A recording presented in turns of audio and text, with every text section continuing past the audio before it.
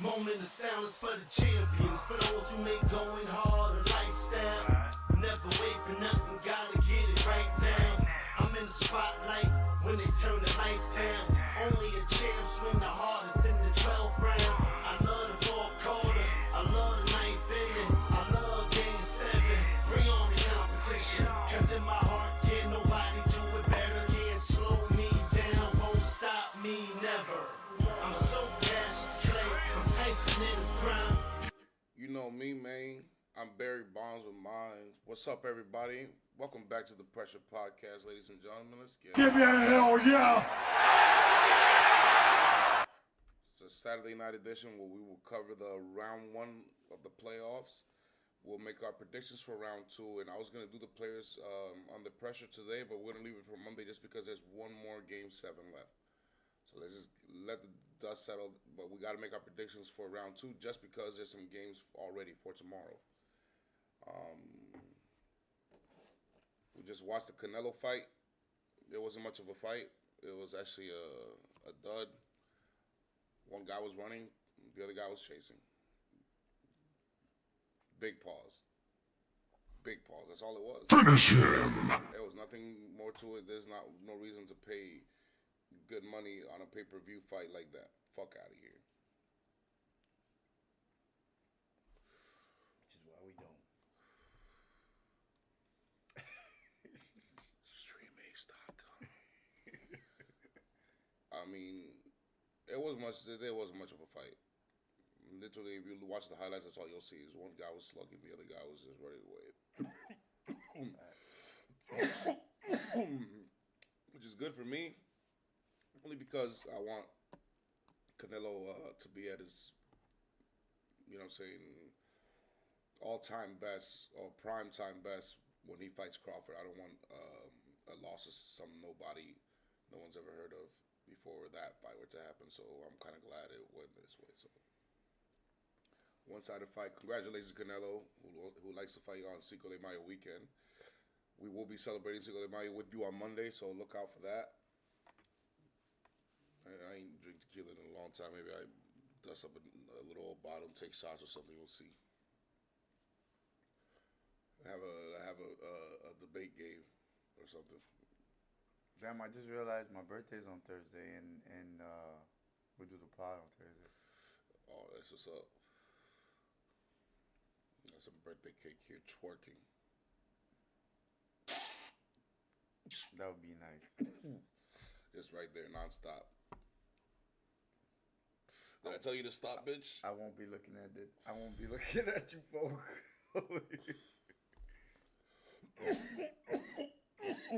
Well, without further ado, we are live from our studio in Orlando, Florida. It's your boy King Coke. LeBron. Finish him!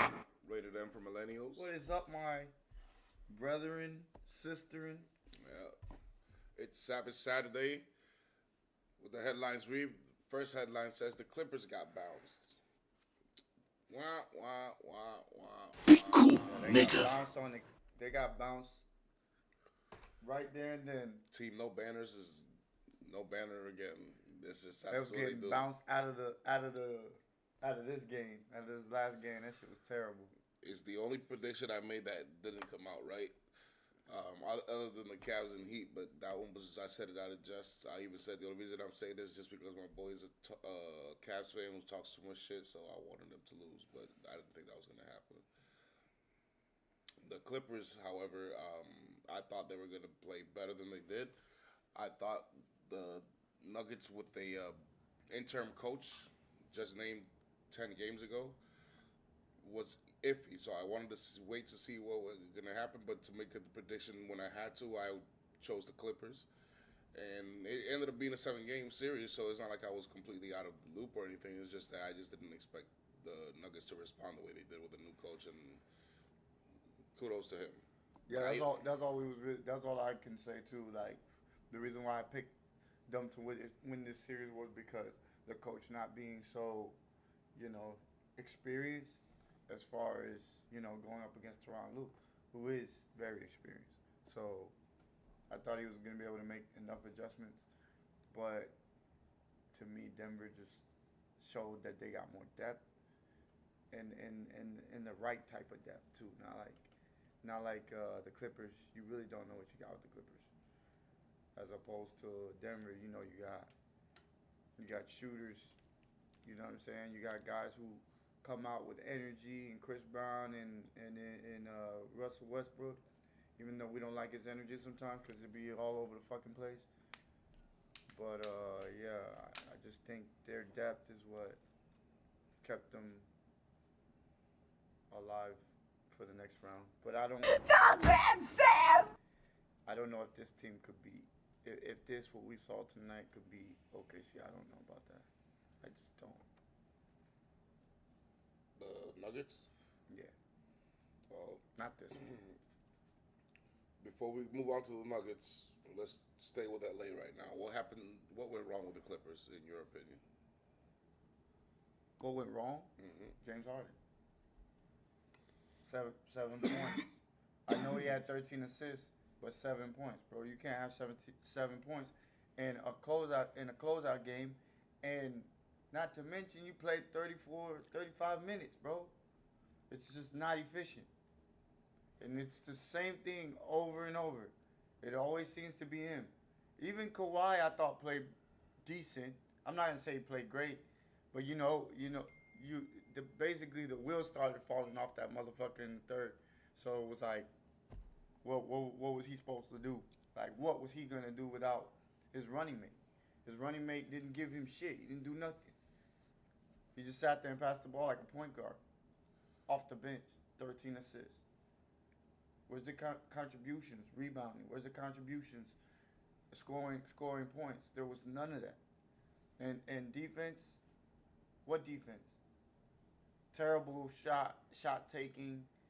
Just, I don't. He just never. He doesn't get it. He doesn't get it. I think you're being a little harsh. Nah, he doesn't get it, bro. He doesn't get it. He doesn't get it. I see it. I see it every year with James Harden. Well, you didn't have a bad first half, and they were only down like 5 points. James Harden? Yeah, he didn't have that bad of a first half. It's just that in the second half, they blew the game out of the water by the middle of the third quarter, and I'm astonished that you said how many minutes he played? 34. Yeah. I'm astonished that it was 34 minutes. I could have sworn when him and Kawhi went to the bench, they never came back in the They beginning came of the back. fourth. They didn't. It wasn't that they came back. It was that they were in the game for most of the game. Early on. Yeah, First, second, and third quarter. But before Kawhi even started doing any damage in the second half, the game was already out of hand. I think it's more than just a one-player thing. No. I'm not blaming it all on him, but I'm saying he has most of the blame because he's never there. Yeah, but I didn't ask you who has most of the blame. I asked you what went wrong for the Clippers. That's what I'm saying. I think James Harden has most of the blame. That's not the same answer. The answer is James Most Harden of did what this. went wrong- These guys didn't rebound. Most of what went wrong was because I didn't ask you what most went wrong. What all went wrong? What all went wrong? Is that the only thing you noticed? I guess you can say rebounding, but not really. It was, I guess, a 10-point margin isn't that. It's not that bad. But bench production probably more than likely. Well, you're too nice. Be cool, nigga. The reason they lost was because these guys got flat out played by Russell Westbrook and a few bench players, Chris Brown and a few others. Completely outplayed. These guys came out flat out of halftime. I don't know what happened to the Clippers. You said it yourself. They looked like they were gassed. Maybe they were. Maybe they don't know how to do what the Celtics did and retain some energy for come playoff time. Obviously, Kawhi did because he's the only one that actually showed up for this game. But no, this was a straight up all way through the team. No call, no show except for Kawhi. And I always said Kawhi, was a choke artist. I thought he was overrated. Kawhi actually proved me wrong this playoffs. This man still got it. He's still not as overrated as I thought. It's just that he's still a player that doesn't play all the time. You know what I mean? But no, Harden didn't show up. But There were a few games this series he didn't show up and they still won. Norman And they didn't get their ass whooped by that little 30 points. Norman Powell had like 6 turnovers in this game. It just didn't look. It didn't look like the team we saw in the whole series. These guys they were missing open shots and open layups. They were playing very sloppy. It almost seemed like they had lost their confidence. And it felt like they came out flat out of halftime. I felt like that's what really killed them. I think they ran out of energy. Maybe the first half, seeing all those shots, because they were damn near missing everything. So I think coming back from that, when they came in, and then Denver went on that flurry, it was almost like they couldn't recover because they couldn't even get a chance to get comfortable offensively. Yeah, there was by the time Denver had made that run. There was a time where Clippers had made a run in the third where they got it down to 13 points. And then Russell Westbrook goes to the line. He makes a free throw, and then he misses a free throw, but he gets his own rebound and, you know what I'm saying, gets another 2 off of it. And that's when I was like, yeah, it's back to a 15-point lead. This game is over. These motherfuckers going home. Fuck them. Be cool, nigger.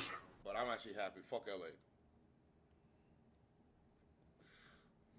I would say Ding Dong, the witch is dead, but LA's got to be successful at some point to be called a witch. I think I was watching. Fatality. What show was I watching? I was watching First Take, and I think it was Snoop Dogg that was up there, and he was talking about how LA's gonna beat whoever's in front of them. They're gonna get to the Western Conference Finals, and that the Clippers were gonna clip the OKC Thunder. I liked how he put that. He's like, clip the OKC Thunder, and I'm laughing right now because I'm like, what Clippers? Because there's no more Clippers. So that was kind of funny. So the next headline reads, "The Warriors are in trouble," and I say that with a panic button underneath this desk right here. Hit the panic button, smash it, button mash, all that shit. Give an AI chat GPT on it, because this shit looks like it's over for Golden State. It's very hard to win 3 games in a row in the playoffs. It's very hard for an inexperienced young team to win 3 games in a row in the playoffs, and it's easier if that 3rd game is at home, which is what's going to be. If Golden State's going to win this game, they're going to have to do it in Game 7 on the road. I have seen nothing the last 2 games to indicate that the Golden State Warriors are going to do that.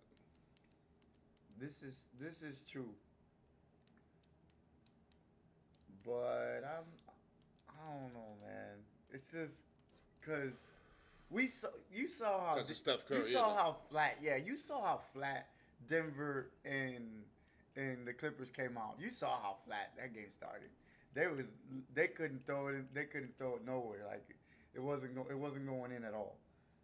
And then they got comfortable, but who? Denver, the team that has more experience than the other team. This is a team that's never been here, done this shit. It's like Game 7. This is for all the marbles. You know what I'm saying? So I don't know. I trust Steph in this situation, and I think we're gonna see Steph Curry. We haven't seen him much this series, but I think this is gonna be one of those games where we're like, okay, this is why he's who he is. I think he's gonna come in here and take over. I think he's because he hasn't shown he's the best player in the series, but I think this is where he shows, hey, this is why I am who I am. That goes for Jimmy too. I think Jimmy and him gonna take over this game on a whole different level. I'm not expecting too much of Podemski getting handling the ball or Moody or any of these other motherfuckers. This ball has to go through those 2 and nobody else right now at this moment, because those are the only 2 that I can trust right now offensively. The only thing I will say is Steph Curry has turned the ball over a lot in this series.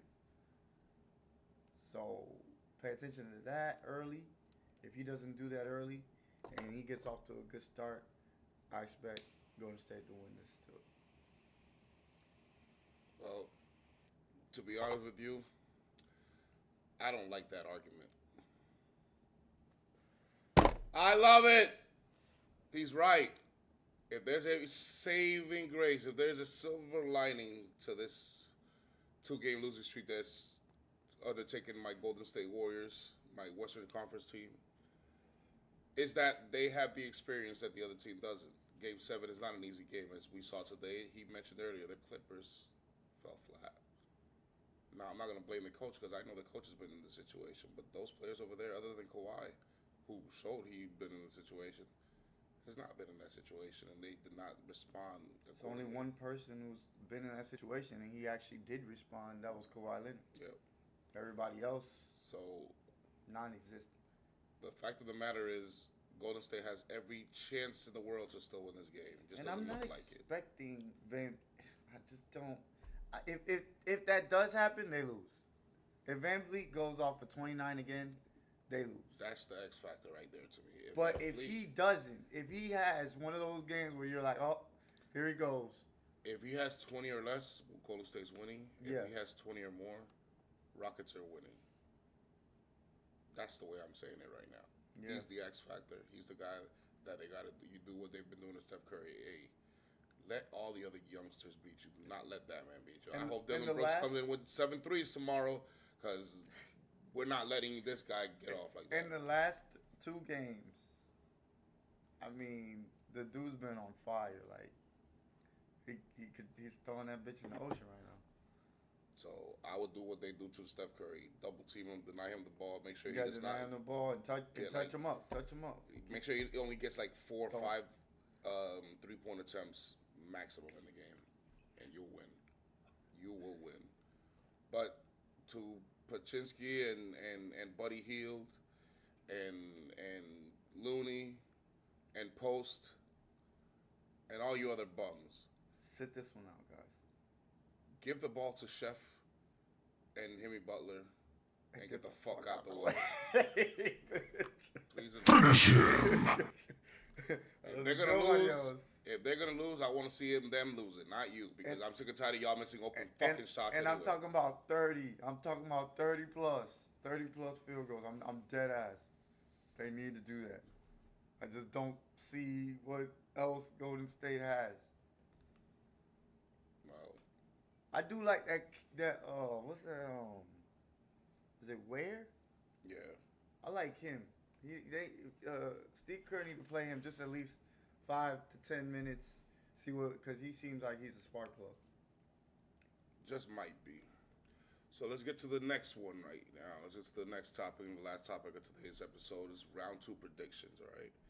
So let's get to the tournament here for everyone to see. Yes, sir. And the Western Conference is going to be the Thunder taking on the Grizzlies. That already went down. Thunder won. Nuggets Clippers, that already went down. Lakers, we already know. T-Wolves, and then we're just waiting on Rockets Warriors. And then so far, the Eastern Conference is going to be Cleveland versus the Pacers, who took down the Milwaukee Bucks, and Knicks versus Celtics. So let's start with the Thunder and the Nuggets. Thunder Nuggets. Oof.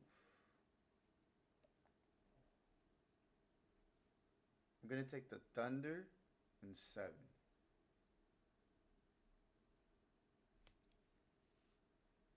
So Thunder. Just because is, I think it's gonna definitely be a test for them.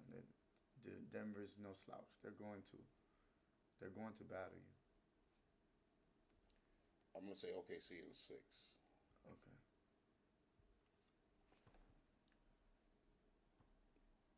And then Cleveland, Indiana. yeah, Cleveland and Indiana. I'm gonna take the Cavs. I'm gonna say 6.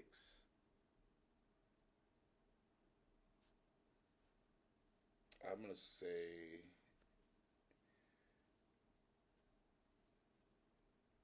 Indy in 7. Indian 7. Okay.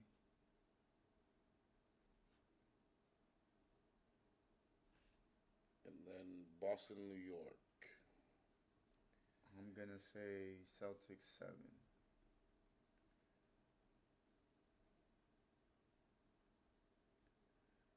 Boston in 7. I've got Boston in 5. God damn, you don't got no fucking trust in your team. What the hell? I do have trust in my team. It's just that if they get to fucking game 6 and we win that game, I'm gonna have too much hope for game 7. I don't really need that right now. I got you. Fatality. But no, I really think that people are underestimating the Knicks. I think they're a lot more than just, having Cat. Even though Cat has his bad moments, he still has had great moments Well, as a Knick. So the reason why is because I don't think we have the bench to contend with you guys, and I feel like we're only gonna win our home games maximum. I'm not. But even then, something tells me we're gonna fuck up one of those home games.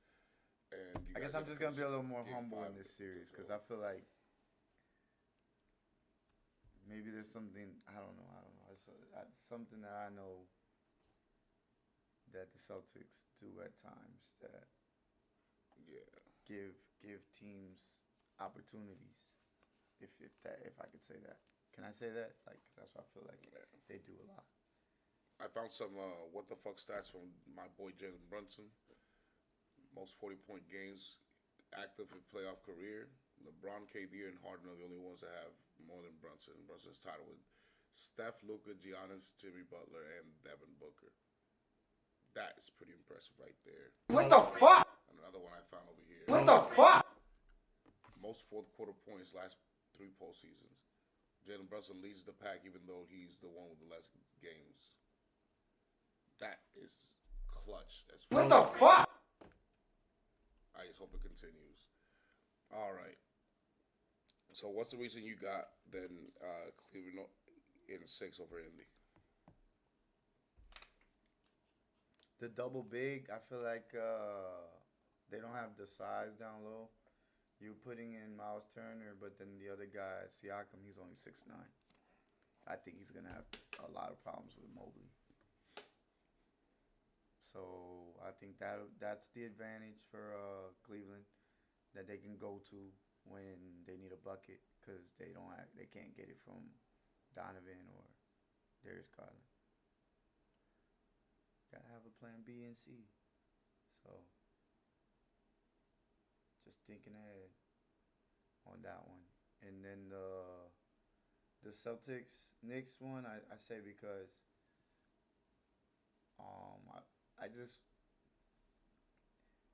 I think they're better than people think they are. And I think they haven't shown their full capability yet. I think as much as I think the Celtics throttled it down in the Orlando series, I kind of feel the same way about the Knicks. I think the Knicks are kind of not. I've seen them play harder. I'll say that. I've seen them play harder. Okay. And then OKC Denver game. You got OKC in 7. I got OKC because I feel like they're gonna get battle tested. Absolutely, they haven't been battle tested. Yeah, they won that first round, but let's not forget John Morant went down, and not using that as an excuse, but if you look at the numbers, they didn't shoot the ball well. They just didn't. They won those games and came back mostly because of SGA and some timely buckets, but mostly their defense. There was a few low scoring games there, and also I don't think the bench didn't really do much other than game 1. Well, yeah, 1 and 2. So simple at home, like you said, your bench players play better, but Wiggins, he's got to be a little more consistent.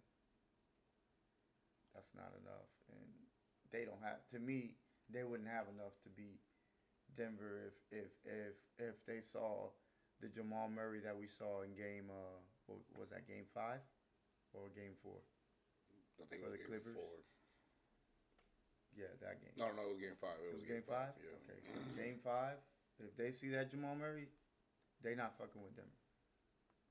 But I think there's a good chance that OKC gets out of it because it's at home. Well, the reason I say OKC in 6 is because I think that their offense is just going to be too much for Denver to maintain unless they become some better defensive team. I just don't see it right now. You talking about because of Denver's defense? Okay, Yes. I got you. I That makes think sense. OKC is just too efficient for a team like that on the long run. So I'll have it 6 games. I don't think it's going to go 7. The reason I got Indy in 7 over Cleveland is because Cleveland last series, even though they swept the Heat, there were a few instances in all 4 of those games, except probably the last one, where Cleveland just went on a lull and then allowed these guys to just hang around and maybe even make it too interesting for comfort.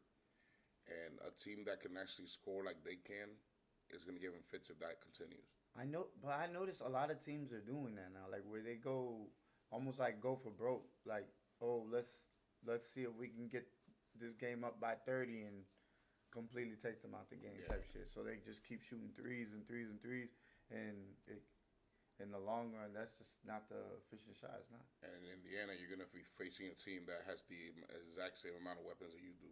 They may not have as many names That's as you true. do, but they have just as many weapons. That is true. They got size, so you ain't going to own them in the boards like you did Bam Adebayo. They're going to have 2 up there, too. They got this kid on the bench. I forget his name with the dreads. He can shoot that motherfucker too. So I think Indy is in And Obi Toppin is for a surprise for Cleveland. I think this time I'm for real. I think Cleveland will meet this match and Indy will win in 7. And then I already said Boston, New York because I think Boston's just too deep. Unless, like I said, Jalen Brunson shows up every single game at his best and with help, then maybe we can make it interesting. But I prefer not to go to Game 6 because if we go to Game 6, you guys are not winning in Madison Square Garden. It's gonna go to Game 7. It's gonna break my heart because I already know I wouldn't believe in a miracle. That's not gonna happen. So I prefer just go down in 5, bro. Just don't worry about it. Don't torture us by a 7-game series, giving us false hope, thinking, hey, anything can happen, bitch. You know damn well they ain't going into Boston Garden and winning that Game 7. Shut up. So I just don't think. Yeah, that's what I'm saying. You wouldn't win there. That's why I think it's going Game 7 because I think we are going to give y'all a game in Game 6, but it's going to come down to some shots that maybe Brunson hits or Anunoby hits. I guarantee y'all win that game. That's how I feel. That's how I think. That's why I think the series will go to, and then I believe in Game 7 we'll take care of business. No, I just don't. I hope we don't go through that. I hope you just finish it off in 5, please. Big pause, and just let us revisit the next season. If it's true that Jaylen Brown is trending to being 100%, then shit, we'll put y'all out y'all misery then. Yes.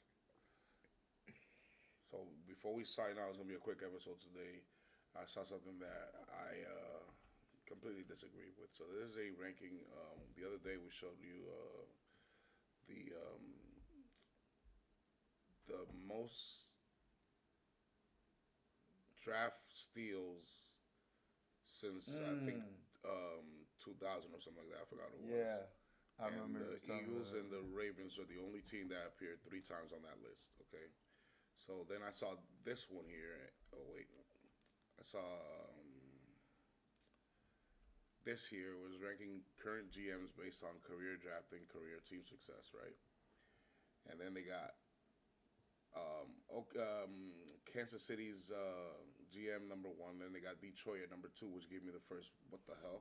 What the fuck? I'm already pissed. Then Jerry Jones. What the fuck? I'm very pissed. And then they put Eric DeCosta at number 4. What the fuck? And Brandon Beam for the Bills at number 5, and Howie Roseman at number 6. What the fuck? And I immediately just stopped at number 2 and 3 is where I have the biggest issue. I'm kind of pissed Number about. 2. I'm kind of pissed about 10 because we can't forget that Tampa Bay. They have won like 2 championships before the Cowboys that we've seen, anyways, that we grew up seeing. You know what I'm saying? So, Yeah. so I think they need to be higher. San Francisco need to be higher. Well, I know one thing. There's only one team here. And Howie Roseman, and course, these motherfuckers. Number, That's crazy, but man. number 2 and 3 stand out for multiple reasons. The first thing that they stand out is one of them is too young. If you look at it, nobody else is in the 2020s or earlier. Everybody else is in the 20 teens or below. True. And the other one is number 3. That one is way too old. Everybody else is in recent times. This one is the only one since I was born, basically.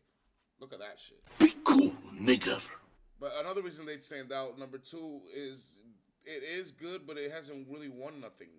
It hasn't won shit.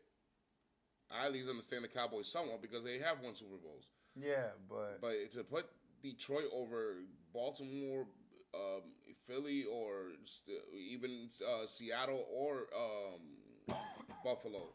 shit, you can argue every single team won there. You know what I'm saying?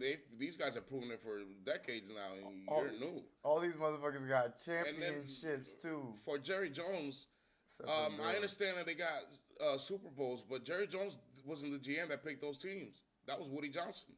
Exactly. Ever since Woody Johnson left, Jerry Jones has improved in drafting great players. I'll give him that, but he hasn't won with him. That's a fact. When he was winning, he didn't draft him, and when he drafted him, they weren't winning. That's a fact. Does that make sense to y'all? Does that make sense to you? It makes perfect sense to me. So that's why I Yes. would drop 2 and 3. I will put Eric Acosta and Howard Roseman underneath the dude from Kansas City, big pause, and then I will put Bean and I would have the Cowboys probably dead last. No, I will have the Detroit Lions dead last, and then the Cowboys before that. Okay. Because the Tampa Bay Buccaneers, And then the we Saints, give the them like Niners, seven, the yeah, Seahawks, that the works. Eagles, Yeah, that works. Bills and Ravens have proven to be way better franchises and more consistent franchises when it comes to GMs than those two teams. And not only that, bringing your team to the Super Bowl matters as well. It's not just, winning it. So, nah, bro. Fuck, bro, nah, I don't know. That was disrespectful. And I was like, man, what the? What the fuck? We should be 1 and 2. I don't even know what the hell they talking about. Makes I sense. don't even know what the hell they talking about. We should be 1 and 2. How we should be 1 and the Costa should be 2. If not 3, but you put Andy Reid, probably Howie, Andy Reid, and then the Costa. I'm not putting nobody else above those 3. Yes. So They got too much. They got I was too gonna do the players under pressure. Mhm. It's always on Saturday, but just because we have one more game 7, I think it makes sense just to wait one more day. We will get that for you on Monday. Do you have a random top 5? You know what? I'll save mine for Monday. All right. Then That's we'll a sign good out. idea. We'll make it an early night tonight. We'll be signing out. I appreciate y'all tuning in.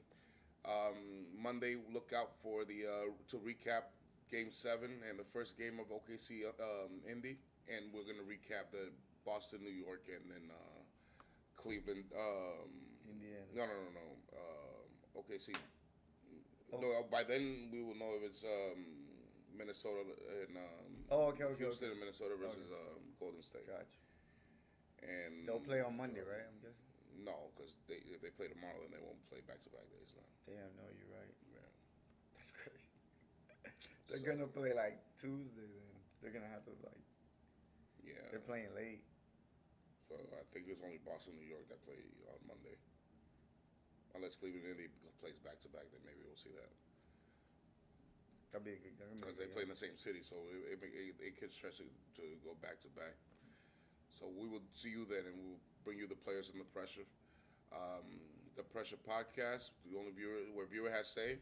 If you have a web link, we could send you a webcam. We could send you a web link, so we could put you in a little screen right here. Hop in the mic, talk your shit. Give me a hell yeah! Once again, Rated M for Millennials. Feel free to subscribe, leave a like and comment, give us your takes, and let us know what you think, motherfuckers. See you.